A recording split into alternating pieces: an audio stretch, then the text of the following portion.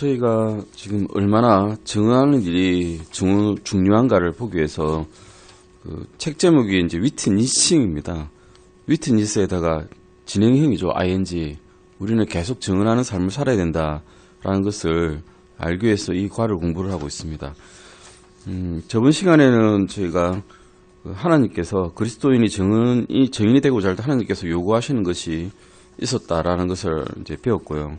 첫 번째는 영혼들에 대한 부담, 두 번째는 영혼들에 대한 사랑을 갖기를 원하셨고, 또한 우리가 깨끗하고 분리된 삶을 살기를 원하셨습니다. 그리고 우리가 성령님으로 충만하게 되기를 말씀으로써 이제 요구를 하셨는데, 에베소서 5장 18절 말씀에서 술 취하지 말라 거기에는 과도함이 있나니 오직 성령으로 충만하라는 말씀으로써 성령으로 충만한 삶을 살기를 원하심을 알 수 있었습니다. 오늘은 하나님께서 당신이 인내하기를 요구하십니다라는 과에서 성경 말씀을 찾아보고자 합니다. 저번에 1번 마태복음 22장 1절에서 10절 말씀, 그리고 고린도전서 15장 58절 말씀, 갈라디아서 6장 9절 말씀에서 우리가 항상 주의를 넘치게 하되 인내를 가지고 주의 일을 해야 된다는 것을 이제 보았고요. 사도행전 13장 46절 말씀도 보시겠습니다. 사도행전 13장 46절 말씀입니다. 이에 바울과 바나바가 담대하게 되어 이르되 하나님의 말씀을 마땅히 너희에게 먼저 말할 필요가 있었으나 너희가 그것을 버리고 너희 자신을 영존하는 생명에 합당하지 않은 자로 판단하므로 보라 우리는 이방인들에게로 돌아서노라는 이 말씀을 주셨습니다. 우리의 임무 중에 하나가 바울과 바나바와 똑같은 것입니다. 46절 말씀 영어로 보시면 Then Paul and Barnabas waxed bold and said 됩니다. 담대하게 되어서 뭘 했습니까? said 했습니다. 말을 했습니다. 담대하게 그냥 얼굴을 들이밀고 싸우는 게 아니라 담대하게 말만 하면 되는 겁니다. 주님께서 요구하시는 것은 딱 한 가지, 너희가 복음을 전하라라는 것입니다. 복음을 전해서 그 사람의 혼이 설득될 수도 있고 설득 안 될 수도 있습니다. 우리를 비난할 수도 있고 좋아할 수도 있습니다. 하지만 주님께서는 그 결과를 묻지는 않으십니다. 단지 너희가 입을 열어서 이 복음을 전하라, 이 말씀 한 가지만 하셨습니다. 그래서 모든 사람의 혼을 이겨오는 것, 그 윈소울이라는 것은 구약 성경에는 나오지만 신약에는 winning the soul이라는 말이 사실 나오지는 않습니다. 구약에서는 말씀을 전하라, 씨를 뿌리라 이 말씀만 하고 계시지 너희의 책임이 영혼을 이겨오는 것이 아니다라고 하시는 거죠. 사실은 우리는 그냥 말씀만 전하는 거고 영혼을 얻어오시는 것은 우리의 일이 아니라 주님의 일이시죠. 주님께서 다 해주시는 일이시고 우리는 그냥 주님과 함께만 하고 명령에 순종만 하면 사실은 일이 끝이란 겁니다. 그냥 할 수 있는 일만 주신 거죠. 왜냐하면 우리는 능력이 없는 걸 아시니까. 할 수 있는 일만 하라고 이렇게 말씀하고 계십니다. 3번 보시면 모든 사람이 다 귀를 기울이지는 않을 것입니다. 사실입니다. 모든 사람이 귀를 기울이지 않고요. 모든 사람이 구원받지도 못할 것입니다. 주님께서 말씀하라고 해서 말씀을 전했지만 우리가 실망할 때도 많습니다. 왜냐하면 말씀을 별로 받아들이지 않는 것 같거든요. 실제로 무시를 당하기도 합니다. 하지만 주님께서는 우리가 하는 일이 항상 성공하게끔 해주십니다. 왜냐하면 말씀 전하는 것은 그 사람을 설득하라는 건 아니잖아요. 설득하는 것은 우리가 이겨내기 힘들 수도 있고 항상 성공할 수가 없는데 말씀 전하는 이 명령 하나는 그냥 전하기만 하면 성공하기 때문에 주님께서 이것을 네 성공했구나라고 쳐주시는 겁니다. 그러면 간단한 일이지 않습니까? 시편 126편 6절에서 이 말씀에서 우리에게 말씀 전할 때 어떤 기쁨이 오는지 말씀 전해주고 계십니다. 시편 126편 6절입니다. 나중에 또 나오는 말씀인데요. 한번 기억해 두시면 됩니다. 기중한 씨를 가지고 나아가 오는 자는 반드시 기뻐하며 자기의 곡식단들을 가지고 돌아오리로다. 예, 아멘. 말씀 기중한 씨가 나중에 보시면 아시겠지만 마가복음에서도 나오고 누가복음에서도 나오지만 누가복음 8장 11절 말씀에서 씨는 하나님의 말씀이요라고 나와 있습니다. 그러니까 이 씨는 구약에서 말하는 씨는 하나님의 말씀을 이해하는 겁니다. 이 씨를 낳아가지고 우는 자는 마음이 애통해가지고 다른 사람들에게 전하는 이 사람은 반드시라고 나옵니다. 반드시 기뻐하며 자기의 곡식단들, 자기의 열매들을 가지고 돌아온다라고 말씀하고 계십니다. 자기의 상급을 받는다는 거죠. 말씀만 전하면 사실은 그 사람이 구원을 받든 안 받든 설득당하든 안 당하든 그 사람이 다른 사람에게 말씀 전하든 안 전하든 말씀만 전하면 된다라고 말씀해 주시고 계십니다. 그래서 시편 126편 6절 말씀에서 반드시 기뻐하며 돌아오리로다. 뭐 의심할 바가 없다는 것이죠. 너의 상급은 보장되었다라고 말씀해 주고 계신 겁니다.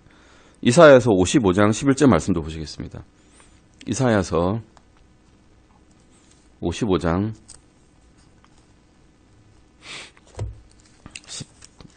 11절 말씀입니다. 이사야서 55장 11절입니다. 내 입에서 나아가는 내 말도 그러하여 그것이 헛되이 내게로 되돌아오지 아니하고 내가 기뻐하는 것을 이루며 내가 그 말을 보내어 이루게 하려는 일에서 형통하리니. 주님의 입에서 나아가는 말씀은 이거죠. 성경 말씀이죠. 다른 말씀이 없지 않습니까? 성경 말씀은 사람의 교리도 아니고 사람의 훈계도 아니고 사람의 계획도 아닙니다. 그런데 주님께서 주신 이 말씀을 가지고 나아가면 이 말씀이 헛되이 돌아가는 법이 없다고 합니다. 아멘. 우리가 그냥 말씀만 전하면 그 말씀이 그 사람이 받아들이든 안 받아들이든 헛되이는 돌아가지 않는답니다.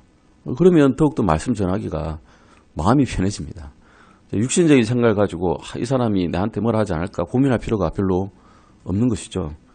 그래서 이사야서 55장 11절 말씀에서 하나님의 말씀은 헛되이 되돌아오지 않냐고 언제나 하나님의 목적을 이루시는 것입니다.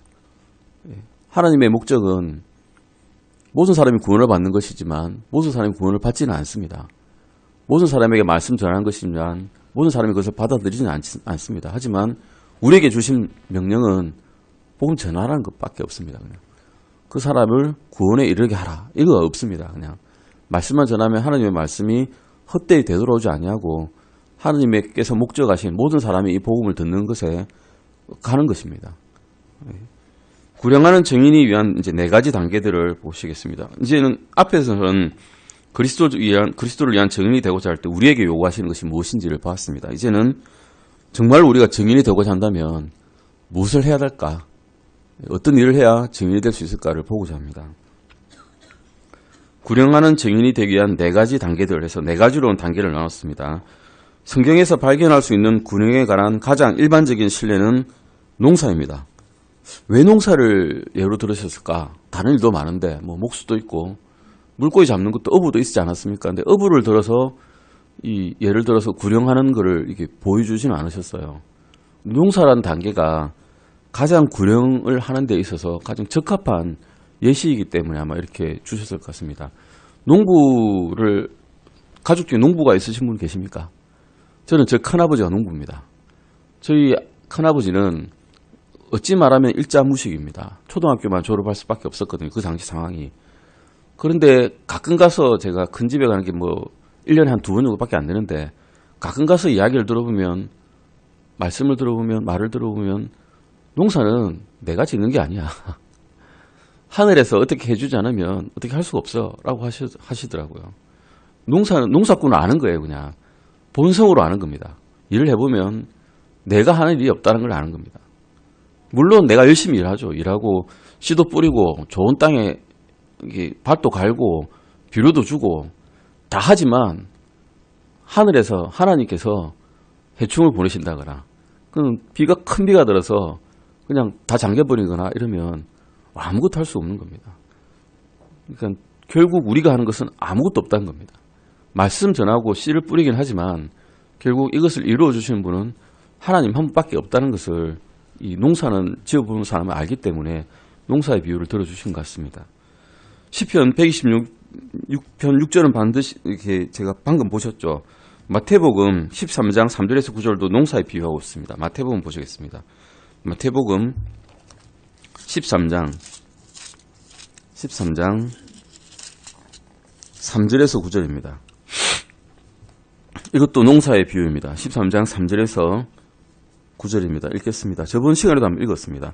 그분께서 비유로 많은 것을 그들에게 말씀하여 이르시되 보라 씨 뿌리는 자가 뿌리러 나아가 뿌릴 때 어떤 씨들은 길가에 떨어짐에 날짐승들이 와서 그것들을 먹어버렸고 더러는 흙이 많지 않은 돌밭에 떨어짐에 흙이 깊지 아니하므로 곧 싹을 내나 해가 돋은 뒤에 타서 뿌리가 없으므로 시들어버렸고, 더러는 가시나무들 사이에 떨어짐에 가시나무들이 돋아나 그것들을 숨막히게 하느니라. 그러나 다른 것은 좋은 땅속에 떨어짐에 얼마는 100배, 얼마는 60배, 얼마는 30배의 열매를 내었느니라. 이 말씀도 9절 보시면 들을 게 있는 자들은 들을지어다 하시니라. 이 말씀도 농사입니다. 씨 뿌리는 자가 씨를 뿌렸는데 어떤 곳에 씨를 뿌렸는가 하면 길가에 하나 떨어졌습니다. 길가에 씨 뿌리는 농사꾼 보셨습니까? 없습니다. 두 번째는 흙이 많지 않은 돌밭에 떨어졌습니다. 농사꾼으로 치면 빵집입니다. 사실은. 돌밭에 왜 뿌리겠습니까? 이걸 갖다 씨앗을. 좋은 땅에 뿌려야죠. 당연히 가시나무 사이도 떨어졌습니다. 아마 눈이 없는 농사꾼인가 봅니다. 가시나무 사이도 떨어지고 돌밭에도 떨어지고 길가에도 뿌렸는데 마지막에 좋은 땅 속에 또 떨어졌습니다. 학생이 100점 만점에 점수를 받았는데 25점 받았습니다. 부모님이 좋아하시겠습니까? 예. 25점 받아오면 기분이 좋지 않으시죠? 예. 저도 그럴 것 같은데 하나님은 이 씨 뿌리는 자에 대해서 기분이 좋지 않다고 말씀한 적이 없습니다. 그냥 이 땅에도 뿌렸고 저 땅에도 뿌렸구나. 그런데 좋은 땅에 떨어져서 좋은 열매 맺었구나. 라고 하십니다. 결코 말씀 전하는 사람한테 책망치 않으십니다. 열매를 네가 얼마를 맺느냐 책망치 않으시고 단지 잘 뿌렸구나 라고 하십니다. 요한복음입니다. 요한복음 4장 35절에서 38절입니다. 요한복음입니다. 요한복음 4장 35절에서 38절입니다. 너희가 말하기를 아직 넉 달이 남아있고 그 뒤에 수확할 때가 이른다 하지 아니하느냐. 보라 내가 너희에게 이르노니 너희 눈을 들어 밭들을 보라. 그것들이 이미 희게 되어 수확하게 되었도다. 거두는 자가 삭슬 받고 영원한 생명에 이르는 열매를 모으나니 이것은 뿌리는 자와 거두는 자가 다 함께 기뻐하려 함이라. 이 점에서 한 사람이 심고 다른 사람이 거둔다 하는 그 말이 참되도다. 내가 너희를 보내어 너희가 수고하지 않은 것을 거두게 하였나니 다른 사람들은 수고하였고 너희는 그들의 수고에 참여하였느니라 하시니라. 이 말씀이 어디선가 비슷한 말씀이 있습니다. 어디가 궁금해요? 고린도전서 3장 6절 8절 보시겠습니다. 바로 뒤에 있습니다. 고린도전서 3장 6절에서 8절입니다.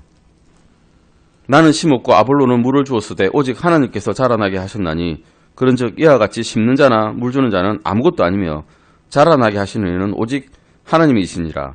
이제 심는 자와 물 주는 자는 하나이며 저마다 자기의 수고에 따라 자기의 보상을 받으리라. 이 말씀이 방금 보신 한 사람이 심고 다른 사람이 거둔다 하는 그 말과 사실 좀 유사한 말씀이지 않습니까? 요한복음이 적혀진 시대는 주님께서 이 말씀하신 시대는 요한복음 앞에 그 성도 요한이 전한 복음 앞에 보시면 기록식이 주 90년 적혀 있습니다. 그러면 고린도전서는 언제 적혀느냐? 주후 55년경. 바울이 이 말을 하기 전에 주님께서 이 말씀을 먼저 하셨어요. 바울이 이 말을 할 줄 알고 이 말씀 하셨을 수도 있습니다. 사실은. 바울은 계시로 받았거든요. 주님께서 해주신 계시로 받아서 이 말씀을 적었고 주님께서는 그 전에 이미 말씀을 요한에게 말씀하셨는데 적힌 시기가 다른 겁니다. 적힌 시기가 오히려 바울이 적힌 고린도전서 시기가 더 빠릅니다. 이미 아셨다는 거죠. 그 말씀하실 때 이미 아셨다는 겁니다. 어쨌든 그건 중요한 건 아니지만 고린도전서 3장 6절 8절 말씀에서 보시듯이 심는 자가 있고요. 물 주는 자가 있고요. 그런데 그 일을 심는 자가 더 중요하냐 물 주는 자가 더 중요하냐 이게 중요한 게 아니라 다 하나님의 일이라는 것입니다. 같은 일을 하는데 다른 분야에서 일을 하는 것이죠. 그런데 그 열매를 어떻게 받느냐? 자기 수고에 따라 다 보상받는다 그럽니다. 물 주는 자만 중요한 게 아니고 심는 자만 중요한 게 아니라 다 하나님의 일을 하였으니까 다 보상을 받겠다라고 말씀해 주고 계신 겁니다. 이런 추수의 일을 하기 전에 우리가 해야 될 단계들 일이 뭐냐? 열매를 다 거두들이기 전에 추수를 할 때 우리가 어떤 단계로 일을 해야 이 일을 제대로 할 수 있느냐를 이제 보고자 합니다. 164페이지입니다. 164페이지입니다. 먼저 가야 됩니다. 주님께서 눈을 들어 밭을 보라고 하셨습니다. 이미 희게 되었으니 이제 수확할 때라고 말씀하고 계십니다. 제가 구원을 받고 난 다음에 처음 전하는 거는 제 어머니한테 말씀 전했어요. 사실은 너무 기뻐서 이 말씀을 안 전하고는 안 돼가지고 전했는데 추수를 바로 구원받자마자도 할 수 있는 겁니다. 그러니까 희한하게도 아무것도 거둔 것도 없고 심지도 않았는데 그냥 말씀 전함으로써 그분이 만약에 변화가 되면 바로 추수가 되는 거거든요. 이미 눈을 들어서 보면 추수하게 될 만한 사람들이 다 옆에 있다는 겁니다. 그러니까 두려움을 갖지 말고 말씀 전하라고 이렇게 주님께서 미리 말씀하셨습니다. 먼저 가라라는 명령입니다. 말씀을 전하러 가라는 거죠. 말씀을 전하러 가라는 말을 들은 사람들이 여러 사람 있습니다. 성경에도. 먼저 빌립 같은 경우는 사도행전 8장 27절 한번 보시겠습니까? 사도행전 8장 27절입니다. 사도행전 8장 27절입니다. 여기 교과서에는 우리 교재는 없는데요. 8장 27절 보시면 이디오피아 내시에게 그리스도를 선포하러 빌립이 사마리아에서 말씀 전한 다음에 갑니다. 근데 어떻게 가게 되는가 하면 26절부터 27절까지 보시겠습니다. 주의 천사가 빌립에게 말하여 이르되 일어나 남쪽으로 가서 예루살렘에서 가자로 내려가는 길로 가라 했는데 그곳은 사막이니라. 예, 주의 천사가 가서 빌립에게 일어나서 가라라고 이야기합니다. Arise and go라고 영어로 되어 있죠. 일어나서 가라라고 명령을 합니다. 그러니까 빌립이 어떻게 합니까? 27절 보시면 그가 일어나 가는데 라고 되어 있습니다. And he arose and went 라고 되어 있습니다. 그러니까 주님의 명령을 받자마자 그가 한 것은 순종한 겁니다. 그냥 말씀을 주니까 알겠습니다 하고 벌떡 일어나서 갑니다. 일어나 가라 할 때 잠깐만요. 저 말고 딴 사람 없을까요? 라고 하지 않고 아니면 저는 아직 모자라는데요 라고 말하지 않고 저는 성경 공부 좀 더 하고 난 다음에 가겠습니다 라고 이야기하지 않고 그냥 부족한 상태에서 그냥 일어나 바로 갔습니다. 주님께서 가라 할 때 그냥 가는 거죠. 그 다음에 또 베드로의 경우입니다. 사도행전 10장 19절도 보시겠습니다. 사도행전 10장 19절입니다. 사도행전 10장 19절입니다. 베드로가 이제 고넬료에게 갈 때입니다. 10장 19절입니다. 베드로가 그 환상에 대하여 생각할 때 성령께서 그에게 이르시되 보라 세 사람이 너를 찾으니 20절입니다. 그러므로 너는 일어나 내려가서 아무것도 의심하지 말고 그들과 함께 가라. 내가 그들을 보내었느니라. 이렇게 말씀을 전했습니다. 일어나 가라. 고넬료에게. 세 사람이 찾아왔습니다. 세 사람의 하인이 고넬료가 보낸 하인입니다. 가서 자기 주인이 의로운 사람이고 아주 훌륭한 사람이 말씀 전해달라고 베드로에게 갔습니다. 근데 고넬료는 천사에게 이미 그 말을 들었습니다. 복음 들은 건 아니고 네가 구원받고자 하면 베드로에게 가서 말씀 전해달라고 청해라라는 말을 들은 거거든요. 그때 천사가 복음 전해줄 수 있을 것 같죠. 근데 지금 이 시대에는 천사가 복음 전하는 시대가 아닙니다. 주님께서 천사들에게 복음 전하는 임무를 맡긴 시대가 아니라 사람에게서 복음 전하는 사람에게서 말씀 들으라고 보낸 시대이기 때문에 이때도 베드로는 말씀 안 전해도 구원받을 것 같은 이 의로운 고넬료에게 말씀 전하러 갔습니다. 안 그러면 구원 못 받으니까요. 고넬료가 의로운 사람이라도 주님이 죽으시고 우리의 죄를 위해서 죽으시고 살 안에 무덤에 묻히시고 사흘 동안 일어나서 부활하셔도 지금 하나님의 우편에 있다는 말씀을 듣지 못하면 고넬료는 구원받을 수 없는 사람이기 때문입니다. 아무리 의로운 행위를 한다 하더라도. 그래서 주님께서는 이 베드로에게 일어나 가라고 명령을 하였고 베드로는 일어나 가서 말씀 전했습니다. 또한 베드로는 순종한 거죠. 자기가 유대인이지만 이방인한테 가라는 명령을 듣고 그대로 순종해서 말씀 전했습니다. 즉 일어나 가는 것이 중요하다는 것입니다. 아나니아의 경우입니다. 바울 또한 아나니아라는 사람에 의해서 안수를 받고 눈이 뜨게 되는 회복되었습니다. 물론 주님께 말씀 듣고 주님이 진정한 하나님의 아들이시라는 것을 알았지만 그에게 눈을 뜨게 한 사람은 아나니아에게 명령을 주셔서 눈을 뜨게 하셨거든요. 9장 10절에서 11절입니다. 사도행전 9장 10절에서 11절입니다. 다마스쿠스에서 아나니아라는 어떤 제자가 있더라. 주께서 환상 중에 그에게 이르시되 아나니아냐 하시거늘 그가 이르되 보소서 주여 내가 여기에 있나이다 하매 주께서 그에게 이르시되 일어나 고전거리라 하는 거리로 가서 유다의 집에서 사울이라는 다수 사람을 찾으라.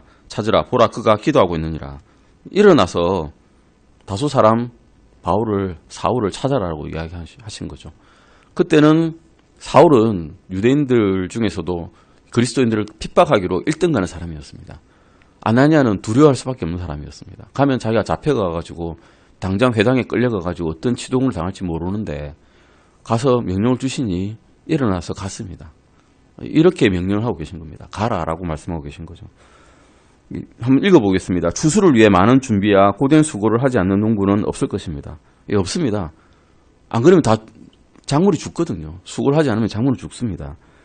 당신도 아래 기본적인 준비 단계를 거치지 않고서는 혼을 구령하여 그리스도께로 인도할 수 없을 것입니다. 라고 말씀하고 있습니다.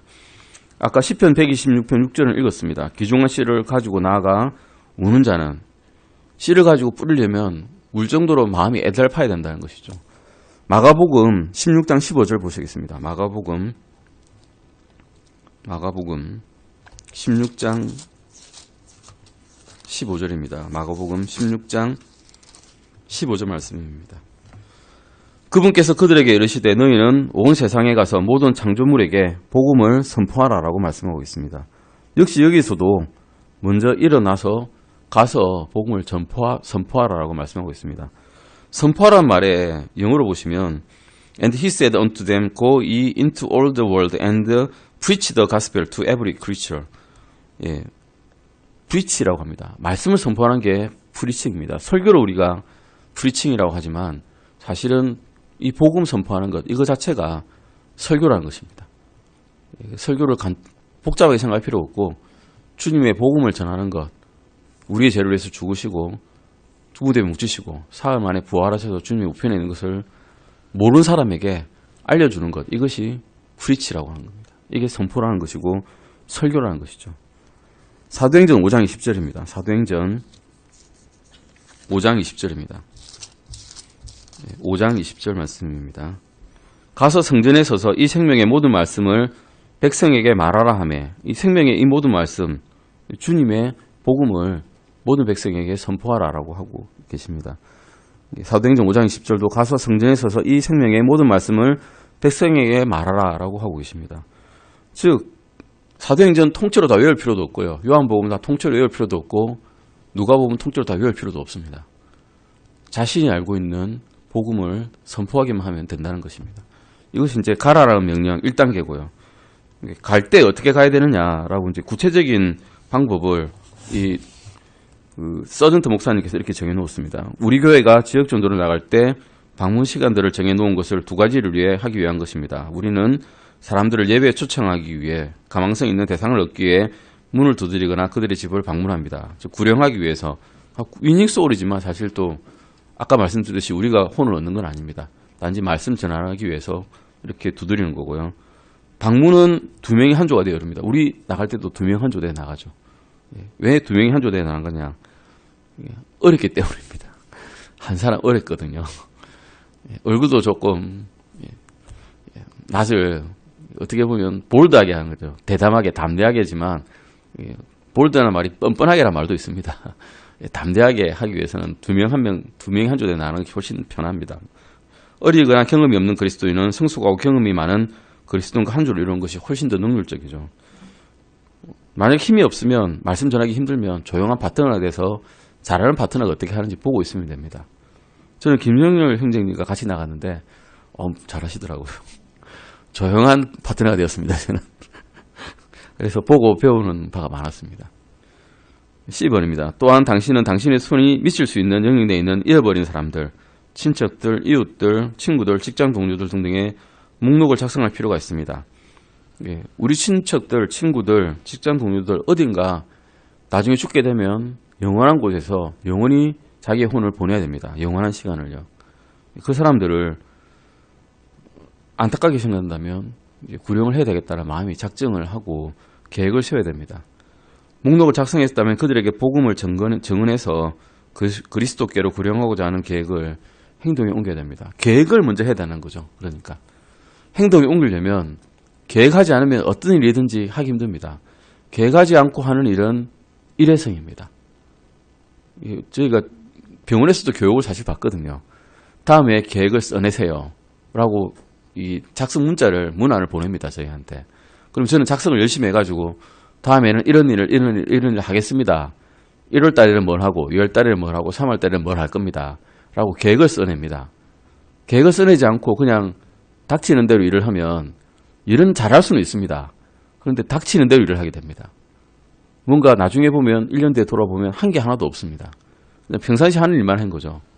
그래서 집중할 수 있는 어떤 일을 이루고자 한다면 계획을 잡지 않으면 아무것도 못한다는 것을 성경께서도 말씀하고 계십니다.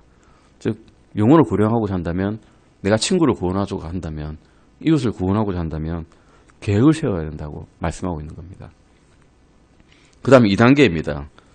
그러면 나가서 말씀을 씨를 들고 나가는데 그 다음에 어떻게 되느냐. 씨 뿌리는 자처럼 이제 심는 겁니다. 던져서 심든 땅을 파서 꾹꾹 눌러 심든 이제 심어야 됩니다. 당신은 복음이 필요한 누군가를 돕기 위해 하던 일을 잠시 멈추고 밖으로 나가야 할지 모릅니다. 당신이 집으로 식사 초대를 해야 할지도 모르며 먼저 사람의 신뢰와 신임을 얻어야만 할지도 모릅니다. 그러나 그들이 구원을 받을 수 있으려면 그 전에 반드시 씨가 뿌려져 있어야 합니다. 시편 126편 6절입니다. 시편 아까 읽으셨죠? 다시 한번 읽겠습니다. 시편 126편 6절입니다. 126편 6절입니다. 5절 6절 같이 읽겠습니다. 눈물을 흘리며 씨를 뿌리는 자들은 기쁨으로 거두리로다. 귀중한 씨를 가지고 나아오는 자는 반드시 기뻐하며 자기의 곡식단들을 가지고 돌아오리로다. 이 씨가 무엇일까? 라는 것이 누가복음 8장 11절 말씀에 있습니다. 누가복음 8장 11절입니다. 방금 읽으셨듯이 누가복음 8장 11절 말씀입니다. 이제 그 비유는 이러하니라. 씨는 하나님의 말씀이요. 길가에 뿌려진 씨, 돌밭에 뿌려진 씨, 가신 덩굴에 뿌려진 씨, 좋은 밭에 뿌려진 씨, 좋은 흙에 뿌려진 씨, 다 그 씨는 말씀이라고 주님께서 해석을 해주고 계십니다. 사도행전 베드로전서 1장 23절에서 25절도 보시겠습니다. 베드로전서 1장 베드로전서 1장 23절에서 25절입니다. 너희가 다시 태어난 것은 썩을 씨에서 난 것이 아니요 썩지 아니할 씨에서 난 것이니 살아있고 영원히 가는 하나님의 말씀으로 된 것이니라. 모든 육체는 풀과 같고 사람의 모든 영광은 풀의 꽃과 같으니라. 풀은 마르고 그것의 꽃은 떨어지되 오직 주의 말씀은 영원토록 지속되나니 복음으로 너희에게 선포된 말씀이 이 말씀이니라. 이 성경구절은 썩지 아니할 씨는 하나님의 말씀이라고 전해주시고 계십니다. 썩지 않을 씨, 귀중한 씨를 들고 나서 나가 우는 자, 씨는 하나님의 말씀이고 성경구절은 썩지 않을 씨는 하나님의 말씀이다. 심을 때 무엇을 심느냐? 우리가 구령할 분에게 뭐를 들고 가느냐? 하나님의 말씀 들고 가는 겁니다. 나의 올바른 행실을 들고 가느냐? 나의 좋은 면모를 들고 가느냐? 아니면 내가 그에게 행하는 좋은 선행을 들고 가느냐? 그게 아니라 하나님의 말씀을 들고 가서 이 말씀을 선포하는 겁니다. 그게 심는다는 것이지, 내가 아무리 좋은 행동을 보이고 그에게 호의를 베풀어도 하나님의 말씀을 전하지 않으면 심는 게 아니란 겁니다. 심으려면 하나님의 말씀으로서 꼭 심어라라고 말씀하고 있습니다. 복음을 증언하거나 영혼을 주님께로 인도할 때는 무엇을 사용하느냐? 나의 철학이 아니라 하나님의 말씀을 사용해야 된다고 하고 계십니다. 성경을 사용해야 되는 것이죠. 한 영혼을 구하는 일은 내가 할 것 같지만, 나는 내가 말씀을 전하지만 그 영혼 구원하는 것은 하나님의 역사시지 내 일이 아니란 것이죠. 그러므로 우리는 무슨 씨를 들고 가느냐, 무슨 무기를 들고 가느냐? 하나님의 무기인 하나님의 말씀을 들고 가야 됩니다. 뒤에 경고 나옵니다. 경고. 썩을 씨를 심는다면 열매를 기대할 수 없습니다. 라고 말씀하고 있죠. 그러니까 변개된 성경, 아니면 변개된 말씀, 나의 철학, 이런 거 들고 가서는 안 되고, 순수하고 흠없이 보존된 이 하나님의 말씀, 킹 제임스 성경, 이걸 들고 가야 된다는 것입니다. 에베소서 6장 17절도 보시겠습니다. 에베소서 6장 17절입니다. 구원의 투구와 성령의 검, 곧 하나님의 말씀을 취하라. 그래서 성령의 검은 하나님의 말씀입니다. 골수까지 쪼갤 수 있는 아주 날카로운 검인 하나님의 말씀을 들고 나가야 우리가 구령에 필요한 일을 할 수 있다는 것입니다. 뛰어난 논리나 철학, 신학이나 수화는 구령에 있어서는 불필요하고 오직 하나님의 말씀이 아주 투박해 보이지만 이것만이 진실로 영혼을 구원하는 데 사용되는 도구일 뿐이라는 것을 우리가 알아야 됩니다. 그래서 성경 말씀 아니고 다른 걸로 들고 나가봤자 듣기에는 좋으나 듣고 나면 다 잊어버리는, 머리를 한번 흔들면 없어져 버리는 그런 말씀이 됩니다. 그래서 꼭 성경을 들고 나가서 말씀 전하는 거. 우리 복음 전도제에도, 우리 전도제에도 성경 말씀 적히지 딴 거 적히지 않습니다. 다른 뭐 구구조절한 사연 하나도 없고 딱 성경 말씀만 적혀져 있습니다.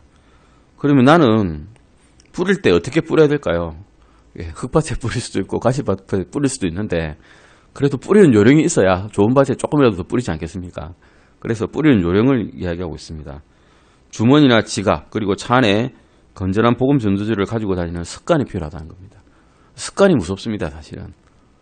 습관을 한번 가지게 되는 것도 어렵고 가지면 버리게 되는 것도 어렵습니다. 그래서 나쁜 습관 가지는 거는 정말 쉬운데 그 버리기 정말 어렵습니다. 좋은 습관 가지는 것도 정말 어려운데 한번 가지면 꾸준히 할 수 있습니다. 그래서 항상 우리 예전에 레드 목사님 다니실 때 저 부산을 통과해서 왔다 갔다 하셨거든요. 갈 때마다 톨게이트 지나는데 톨게이트 지날 때마다 그 톨게이트 돈 받는 사람한테 이 성경 전도지 주셨더라고요. 그런 습관이 있어야 이 전도지를 뿌리기가 편하다는 겁니다. 잘 되고요. 물론 전도지 준다고 다 구원받는 건 아니고 구원받는 말씀 듣는다고 다 영혼을 얻는 건 아니지만 이런 것을 50장 뿌릴 때보다 5초장 뿌릴 때 확률이 높아지고 5초장보다 5원장 뿌릴 때 확률이 높아지는 것은 당연한 사실입니다. 확률적으로 인간의 생각으로도 알 수 있는 일이기 때문에 공중전화박스 요즘 안 쓰죠. 공중전화박스 전화한 사람 한 번도 못 봤습니다. 식당 테이블에 갈 때 놔둘 수 있지만 사실 좀 저는 아깝더라고요. 그 쓰레기 치워버리거든요. 이 귀중한 전도지를 그렇게 하기는 좀 아깝더라고요. 대기실에 나올 수 있는 곳은 나올 수 있으면 볼 수 있는 곳에 두면 대기실은 좋을 것 같습니다. 대기실에서는 병원 같은 경우는 정말 한가하기 때문에 다른 할 일이 없기 때문에 놔두면 좀 읽게 됩니다. 뭐 없나 이러면서 두리번거리면서 문자 중독 있는 사람이 있거든요. 뭐든지 읽는 사람이 있어요. 아무거라도. 그런 사람들한테 도움이 될 겁니다. 한번 생각해 보게 되니까요. 보내는 편지, 요즘 편지 안 보내죠. 이메일 보내죠. 이메일 보내고 탁 받고 탁 내기 때문에 전도지를 오히려 보내기는 더 어려운 세상이 됐습니다. 옛날에는 정감 있게 다 편지 보내고 이랬는데 요즘 편지 보내는 사람 거의 없지 않습니까? 어쨌든 전도지를 통해서 이 조용한 정원으로 구원을 예전부터 전통적으로 받아왔기 때문에 전도지 사역은 중요한 사역입니다. 전도지에 교회 이름 전함으로 적혀 있습니다. 그리고 전도지를 우리 어디 나이트클럽 이 전단지 뿌리듯이 뿌리면 안 됩니다. 막 흩어가지고 거리를 어지럽히거나 이러면 하나님 보시기에도 질서 있는 것을 하나님께서 좋아하시지 무질서한 것을 좋아하시는 하나님이 아니십니다. 이것도 질서 있게 행동해야 된다는 겁니다. 비번입니다. 사람들을 교회의 모든 예배에 초대하는 것입니다. 처음에는 거절합니다. 그런데 관심을 가지고 매번 초청을 하면 한 분은 갑니다. 제가 그랬거든요. 나 딴 사람 이야기 아닙니다. 제가 그렇습니다. 그냥 제 구원했던 사람이 교회에 처음 갈래 하면 난 좀 낯설어 안 가. 두 번째 이야기하면 그래 또 성일 가지고 이야기하는데 거절하기 좀 애매하지만 오늘 안 갈게. 세 번째 이야기하면 다음번엔 꼭 갈게. 네 번째 이야기하면 안 갈 수가 없어요. 조금씩 초청해서 하면 마음이 조금씩 흐물어집니다. 이런 식으로 초청하라는 거죠. 그 다음에 항상 영혼에 관심을 두라는 겁니다. 만나는 모든 사람이 천국이나 지옥 둘 중에 하나밖에 갈 데가 없다는 것을 깨달아야 됩니다. 천국 가거나 지옥 가거나 둘 중에 하나지 중간에 뭐 천주교에서 말하는 것처럼 연옥이 있어가지고 기도하면 천국 가고 기도 안 하면 돈 안 주면 지옥 가고 이런 거 없습니다. 둘 중에 하나입니다. 그 부자의 경우 아시죠? 부자. 눈 떠보니까 지옥에 있었습니다. 나사로는 아브라함의 품에 안겨서 천국을 옮겨졌습니다. 둘 중에 하나입니다. 그냥. 뭐 무엇에 의해서 옮겨지는지는 우리는 알 수 없지만 부자의 경우는 확실하게 눈 뜨자마자 지옥이었습니다. 분명히 이것은 주님께서 말씀하신 거라서 틀림이 없는 겁니다.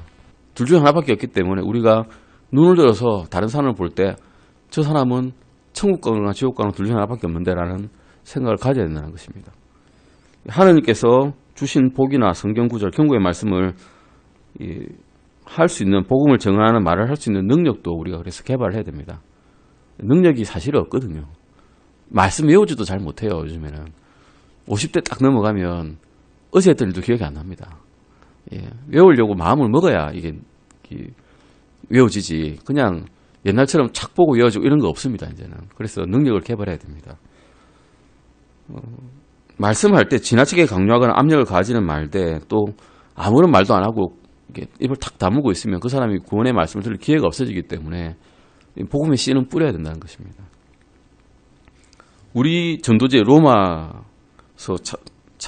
로마서에서 나온 구절들을 쭉 적어놨습니다. 로마서 3장, 듣기만 하십시오. 로마서 3장 23절에 모든 사람이 죄를 지어 하나님의 영광에 이르지 못하더니란 말씀에서 죄의 사실을 볼 수 있고요. 죄교화는 죄의 삭슨 사망에는 하나님의 선물은 예수 그리스도 우리 주를 통해 얻는 영원한 생명이란 말씀에서 죄의 결과를 우리가 알 수 있습니다.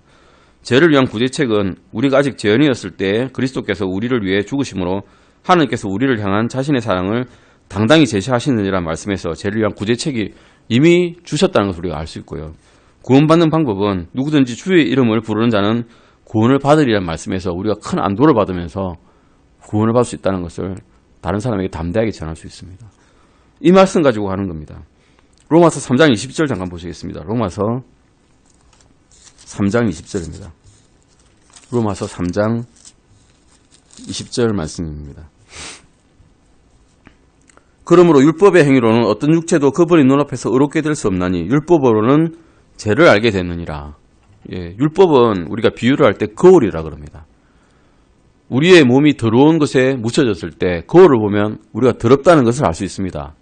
그런데 거울을 아무리 비춰봤자 우리가 깨끗하게 됩니까? 아무리 좋은 거울 갖다 놔도 우리가 깨끗하게 되지는 않습니다. 죄를 알게 될 뿐이죠. 더러움을 알게 될 뿐입니다. 그래서 율법은 우리가 죄를 지었다는 것을 깨닫게 되는 것이고 그것을 깨끗하게 해주시는 분은 우리 주 예수 그리스도밖에 없다는 것을 이제 입으로 시인하고 마음으로 믿고 입으로 시인하게 되면 구원을 받게 된다라고 분명히 성경에 말씀하시고 계십니다. 율법은 죄에 대한 찔림을 가져다 준다는 사실을 기억해야 됩니다. 오늘 아마 여기까지밖에 못할 것 같습니다. 오늘 여기까지 하시고 다음 시간에 우리가 2번, 그 다음에 제3단계 그리고 4단계까지 하시면 아마 이 과가 끝날 것 같습니다. 기도하시고 마치겠습니다. 주님 감사드립니다. 저희에게 주신 명령, 말씀 전하라 가라 그리고 심으라. 그 다음에 물을 주고 소화가라는 말씀을 지금 저희가 계속 보고자 합니다.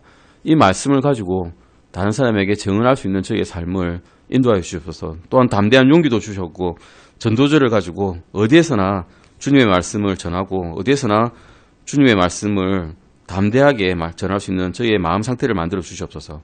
감사드리며 주 예수 그리스도의 이름으로 기도드렸습니다. 아멘.